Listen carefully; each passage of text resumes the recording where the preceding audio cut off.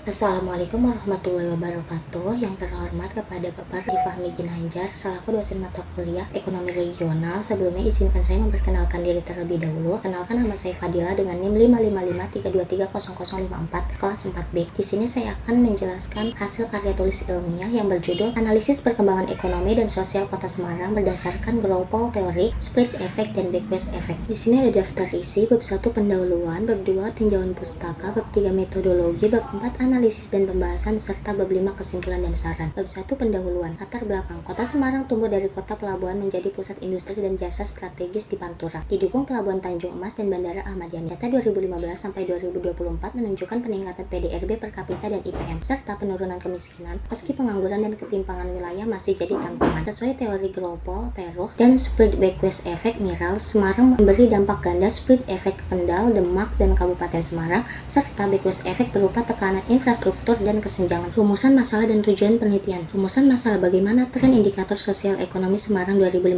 sampai 2024, bagaimana teori Groupal menjelaskan peran Semarang sebagai pusat pertumbuhan, apa dampak positif dan negatifnya. Tujuan penelitian: menganalisis tren sosial ekonomi Semarang 2015 sampai 2024, menjelaskan Semarang sebagai Groupal Jawa Tengah, serta mengidentifikasi dampak positif dan negatif pertumbuhannya bagi daerah sekitar. Manfaat penelitian dan ruang lingkup. Manfaat penelitian: secara teoritis, penelitian ini memperkaya kajian Groupal teori dalam konteks kota penengah seperti Semarang. Secara praktis, hasilnya dapat menjadi acuan bagi pemerintah dalam merumuskan kebijakan pembangunan yang inklusif dan mengurangi ketimpangan antar wilayah. Ruang lingkupnya, penelitian ini menyoroti perkembangan sosial ekonomi Semarang 2014 sampai 2023 melalui 5 indikator utama, yaitu PDRB per kapita, penduduk, TPT, IPM, dan kemiskinan. Selain itu, dianalisis pula peran Semarang sebagai Groupal serta dampaknya terhadap sekitar melalui konsep split dan backwest effect. Bab 2 tinjauan pustaka. Landasan teori. Groupal teori, peran Kota Semarang sebagai penggerak ekonomi regional. Teori pusat pertumbuhan menyatakan bahwa perkembangan ekonomi terpusat di wilayah tertentu. Semarang dengan sektor industri, jasa, dan infrastruktur yang kuat berperan sebagai pusat pertumbuhan Jawa Tengah. Namun efektivitasnya masih terbatas. TPT sempat turun dari 11 sampai 12% pada tahun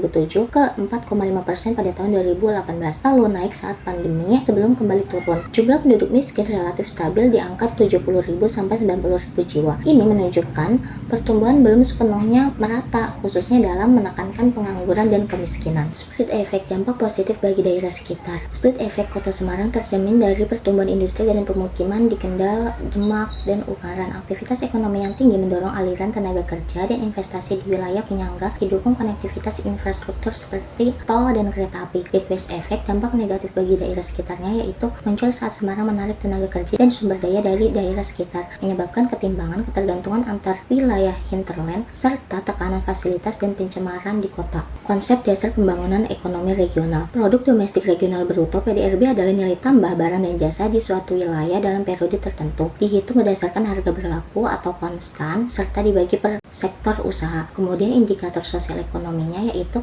tercermin dari kesejahteraan masyarakat. Indikator utamanya yaitu IPM, ada kesehatan, pendidikan, dan standar hidup. TPT, yaitu pengangguran terbuka, dan persentase penduduk miskin, di mana ketiganya menunjukkan kualitas pembangunan dan kondisi sosial suatu wilayah. Penelitian terdahulu. Penelitian tentang Groupal teori. Menurut Rusdarti dan Fafurida tahun 2016 menunjukkan bahwa sektor industri, pertambangan, dan jasa berpotensi mendorong pertumbuhan ekonomi di Cilacap. Kemudian penelitian tentang split dan backwest effect Panjawa dan Samudro tahun 2020 meneliti ketimpangan spasial di Jawa Tengah dan menemukan bahwa selama era otonomi daerah, split effect lebih dominan daripada backwest effect. Kemudian penelitian tentang pembangunan regional. Yunira Septiani dan Endang 2022 menemukan ketimpangan ekonomi yang cukup tinggi di Jawa Timur pada tahun 2016 sampai tahun 2020. Dengan banyaknya daerah termasuk kategori berkembang cepat dan masih tertinggal berdasarkan indeks Williamson dan tipologi Klasen. Hipotesis penelitian. Kota Semarang berperan sebagai pusat pertumbuhan ekonomi di Jawa Tengah. Kemudian pertumbuhan ini mendorong split effect di daerah sekitarnya. Namun muncul pula backwest effect-nya berupa urbanisasi, ketimpangan, dan tekanan pada infrastruktur, sehingga diperlukan kebijakan terpadu untuk memperkuat dampak positif positif dan mengurangi dampak negatifnya. Bab 3. Metodologi, jenis dan pendekatan penelitian. Jenis penelitian kualitatif deskriptif dengan pendekatan ekonomi regional. Kemudian lokasi dan waktu penelitiannya. Lokasi penelitian di Kota Semarang sebagai pusat ekonomi dan jasa di Jawa Tengah, mencakup periode 2014 sampai 2023 berdasarkan data time series dari BPS dan publikasi lainnya. Jenis dan sumber data sekunder dari BPS Kota Semarang, BPS Jawa Tengah, Semarang dalam angka dan data PDRB, mencakup data ekonomi, sosial, dan spasial. Teknik pengumpulan datanya yaitu dikumpulkan melalui studi dokumentasi dari laporan dan publikasi resmi tanpa survei lapangan langsung. Teknik analisis datanya, analisis Gropol, analisis spread effect, analisis background effect. Kemudian keterbatasan penelitian ini yaitu terbatas pada data sekunder dan numerik, belum mencakup aspek kualitatif dan data spasial berbasis penginderaan jauh. Bab 4. Analisis dan pembahasan. Analisis Gropol teori location quotient.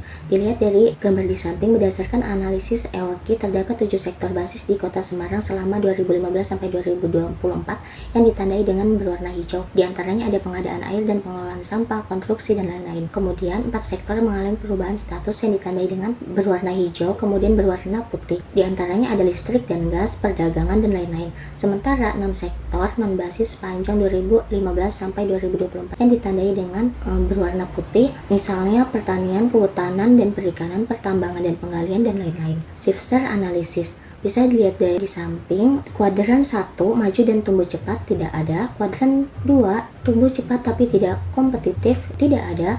Kemudian kuadran 3 tertinggal dan tidak kompetitif, terdapat 1 sektor yaitu pertambangan dan penggalian. Kemudian 16 sektor lainnya berada di kuadran 4 yaitu maju tapi pertumbuhannya lambat. Kemudian ada tipologi klasen. Dilihat dari gambar bahwa kuadran 1 sektor maju dan tumbuh dengan pesat yang ditandai dengan warna putih. Kemudian kuadran 2 sektor maju tapi tertekan yang ditandai dengan warna kuning.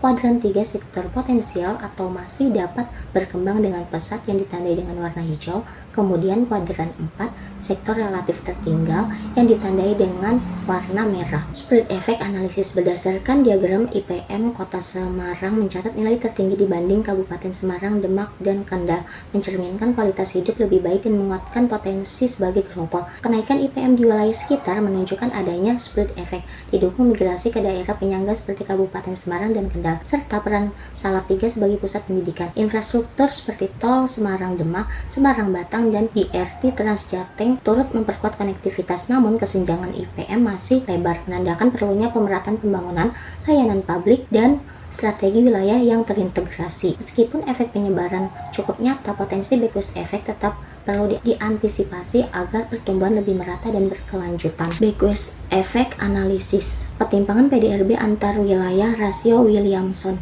Rasio Williamson Semarang naik sejak 2020, menandakan ketimpangan yang memperbesar pertumbuhan kota melampaui wilayah sekitar, mencerminkan background effect dan pentingnya pemerataan pembangunan. Kemudian pola urbanisasi dan penarikan tenaga kerja. Migrasi tenaga kerja ke Kota Semarang meningkat, menimbulkan tekanan urbanisasi dan menurunkan produktivitas daerah asal, sehingga memperdalam ketimpangan antar wilayah. Penurunan kontribusi sektor tertentu di daerah sekitar. Beberapa sektor utama seperti industri dan perdagangan menurun di kabupaten sekitar, sementara tumbuh di Kota Semarang. Ini mencerminkan penarikan sumber daya ke kota dan memperkuat background effect dan memicu keindustrialisasi wilayah penyangga. Bab 5. Kesimpulan dan saran. Kesimpulan, Kota Semarang terbukti menjadi pusat pertumbuhan ekonomi Jawa Tengah terlihat dari naiknya PDRB per kapita, IPM, dan turunnya kemiskinan pasca pandemi. Analisis LQ mengidentifikasi 7 sektor basis selama 2015 sampai 2024. 4 sektor berubah status dan 6 sektor non-basis. Shifter menunjukkan sebagian besar sektor tumbuh cepat namun berdaya saing rendah, sehingga diperlakukan penguatan kompetitif.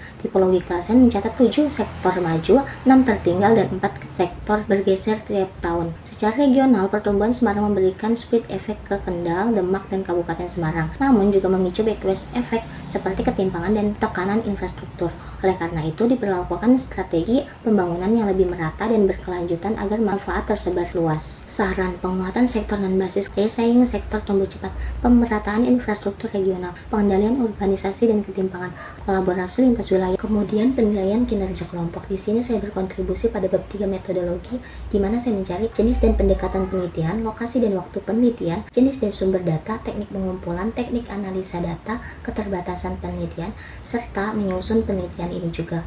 Kemudian rekan saya Rahma Wulandari menyusun bab 4 analisis dan pembahasan, Putlia Lilian menyusun bab 1 pendahuluan, dan Sarah Sajida menyusun bab 2 tinjauan pustaka. Itu saja yang dapat saya sampaikan. Kurang lebihnya mohon maaf. Wassalamualaikum warahmatullahi wabarakatuh.